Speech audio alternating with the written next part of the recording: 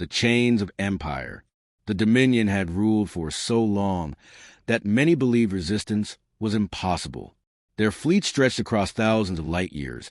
Their armies could reduce cities to ash in hours, and their governors dictated the fates of entire civilizations with a single word. In their archives, there were no records of defeat, only submission, only chains. When their explorers stumbled upon Earth, they saw nothing more than another insignificant world. To them, humanity was weak, young, scattered, armed with crude technology compared to their war machines. The Dominion descended like a storm. Their ships blotted out the skies. Their weapons rained fire upon our cities, and their soldiers swept across continents with brutal efficiency. Earth fell within weeks. Billions were herded into transports and shipped across the stars to serve as slaves. Some were sent to mines of dead worlds, digging for ores to fuel the Dominion's endless war engines. Others were conscripted into forced labor camps on distant moons, where they built weapons they would never wield. A few were chosen for assimilation, their minds broken, their identities erased, reshaped into loyal tools of the Empire. The Dominion believed humanity had been tamed, but in their arrogance, they misunderstood what it meant to be human. Even in the darkest camps, hope survived. Prisoners whispered forbidden stories around dying fires, tales of Earth's oceans, forests, and skies, reminders of what had been stolen and what was worth fighting for. In the factories, workers sabotaged their overseers, causing machines to fail in subtle ways.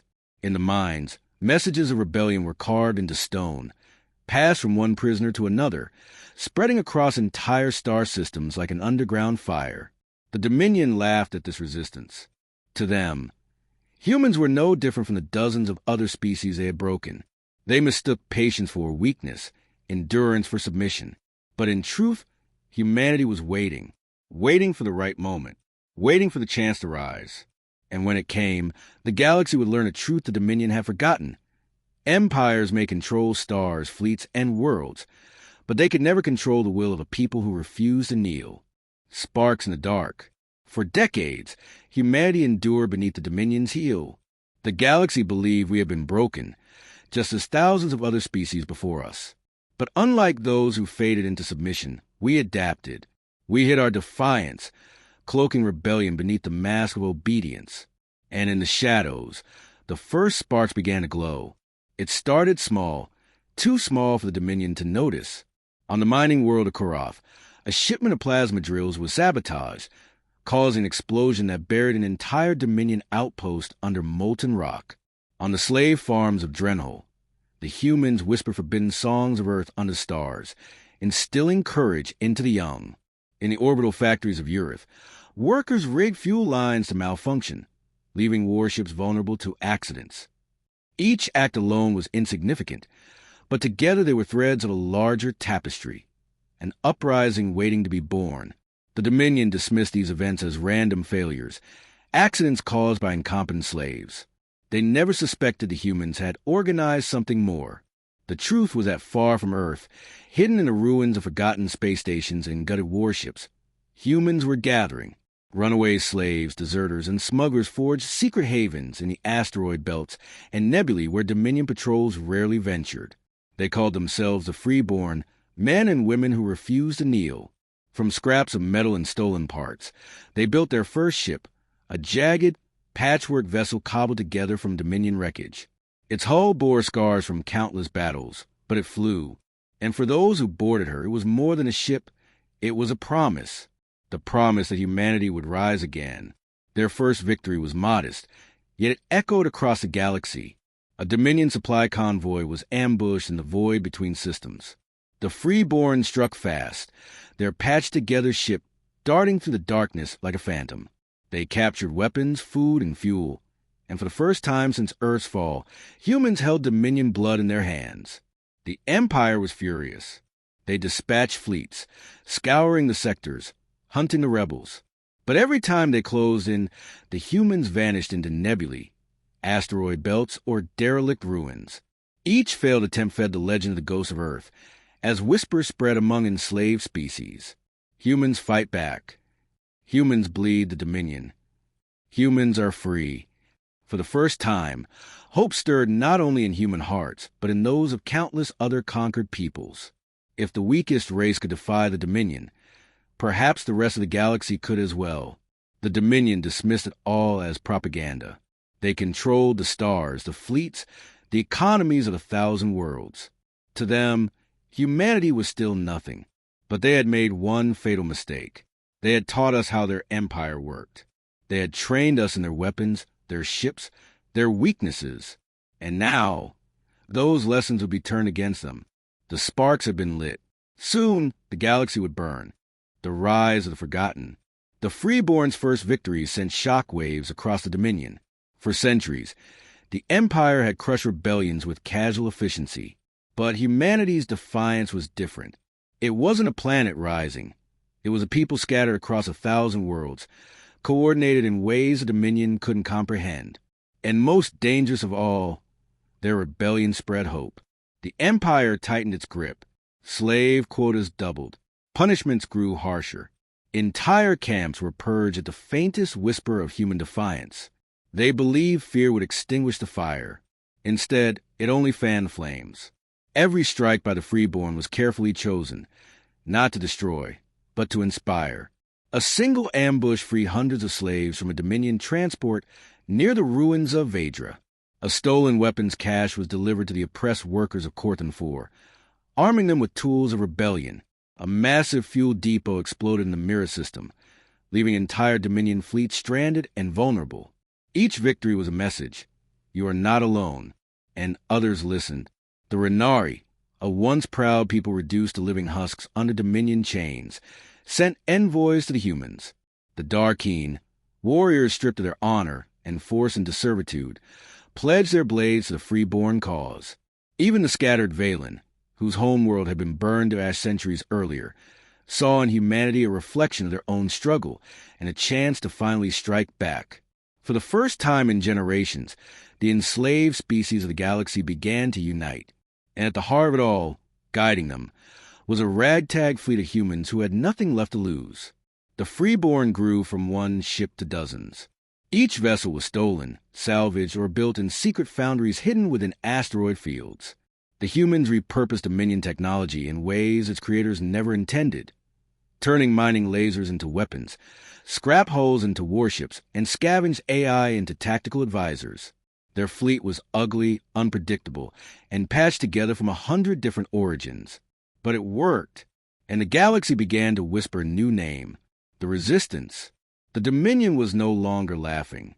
They unleashed their grand fleet to hunt down the rebels, dispatching cruisers and battleships into every corner of their empire. Yet every time they engaged, the Resistance fought like predators.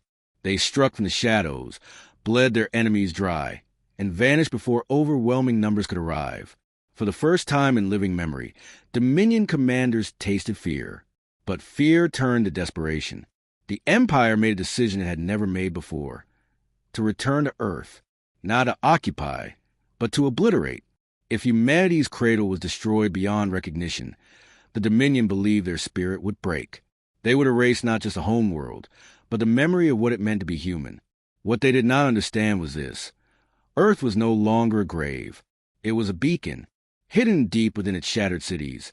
Survivors had endured. Underground bunkers shielded pockets of life. Forgotten orbital stations still lingered, cloaked and silent, waiting. And when the Resistance returned, guided by the Freeborn, they found not ruins, but allies who had never stopped fighting. From the ashes of Earth, the fleet was reborn, stronger, united, human. The Dominion still controlled the stars. But for the first time, they no longer controlled the future. The Empire falls. The Dominion had reigned for millennia, unbroken and unquestioned. But now, for the first time in their long history, the galaxy was no longer theirs alone. The Resistance was no longer a whisper in the dark. It was a storm. Humans and their allies struck across every frontier, bleeding the Empire dry. Shipyards once thought impregnable were reduced to molten slag. Dominion supply routes became death traps, ambushed by ragtag fleets that fought with desperation and fury. Slave worlds rose in open revolt, emboldened by the knowledge that someone at last was winning against the tyrants. And at the center of it all, the freeborn prepared for the final strike. Their target, the core, the Dominion's throne world, seat of the Emperor, and the beating heart of their power. A planet wrapped in defense grids, surrounded by a fleet larger than any other in the galaxy. For centuries, its name had been spoken with fear. To attack it was unthinkable. But humanity had never cared much for what was unthinkable. The fleet that gathered above ruined Earth was unlike anything the galaxy had seen before. Human ships, ugly and patched together, sailed beside alien warcraft that had been stolen, repurposed, or newly built by freed species. Some vessels were little more than armored freighters carrying volunteers. Others were sleek predators forged in hidden shipyards. Together, they formed an armada, not of nations, not of empires, but the broken, the enslaved, and the forgotten. The Emperor had believed he controlled them all. Now they came for him. The battle for the core was chaos made manifest. Dominion super dreadnoughts unleashed storms of plasma and fire, their guns lighting the void like angry suns. Resistance ships darted between them, smaller and faster, striking with precision. Alien allies tore into their former masters with a vengeance centuries in the making. For every resistance ship destroyed, 10 more broke through the Dominion line. For every fighter lost, another slipped into the gaps, carrying the fury of those who had nothing left to lose.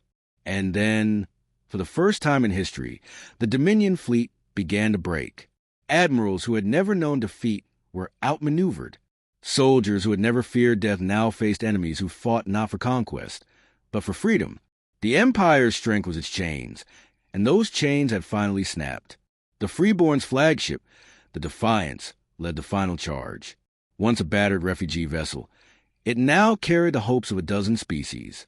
With its hull burning, its shields failing, it rammed to the last Dominion barricade, opening the path to the throne world itself. On the surface of the core, battles raged across the Emperor's own palace. Human and alien rebels stormed the halls that had once cowed entire civilizations. Statues of Dominion rulers, carved to intimidate, were toppled and shattered. At last, the Emperor stood before them, draped in the regalia of 1,000 victories. He looked upon the rebels and sneered. "You are nothing," he declared. "Empires do not fall. You will kneel as all before you have knelt." But humanity did not kneel. They raised their weapons, their voices, their defiance.